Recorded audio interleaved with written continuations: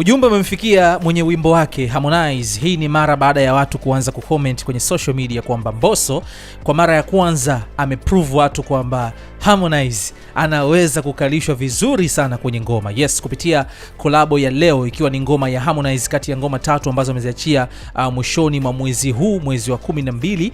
Yes, Harmonize ameachia ngoma 3 na moja kati ya ngoma hizo, moja inaitwa Leo akiwa amemshirikisha Mbosso Kani Mshedede. Sasa Mbosso mondani alipewa verse ya pili na amefanya poa sana. Hata ukiangalia kwenye social media watu wengi wanajirekodi kwenye zile challenges wakiwa wanaimba verse ya Mbosso. Sasa watu wanasema Harmonize umezoea kuwaonea wasanii wengine pale ambapo wanakuwa wamekushirikisha, lakini this time around Mbosso amekukalisha. Sasa Harmonize imemfikia hiyo salamu na amejibu kupitia Insta story yake kwamba anashukuru kuona kwamba sasa hivi watu wanaweza kaimba bongo flavor na mtu akasikika kama na sound kama mtu kutoka nje. Kupitia Insta story yake Harmonize imeandika, nimefuatilia kwa ukaribu sana komenti zenu kuhusu alivyoimba Mbosso kwenye Leo. Kwanza nimpongeze, he did a good job.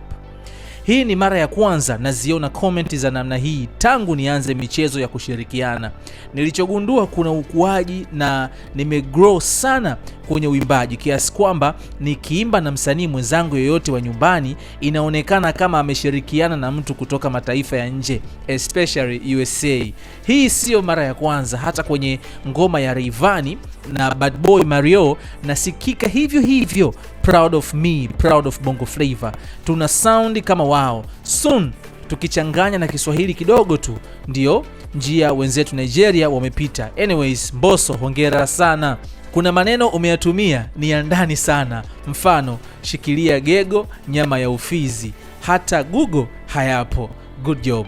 Melewa. So hapa mwishoni Harmonize amempa credit zake Mbosso kwamba amefanya kitu kizuri sana kwenye ngoma hii hapa ya Leo. Harmonize amejitetea kiutu uzima sana kwamba sasa hivi akiimba akishirikishwa na wasanii wa Tanzania kuna namna na sound kama msanii wa nje hivi.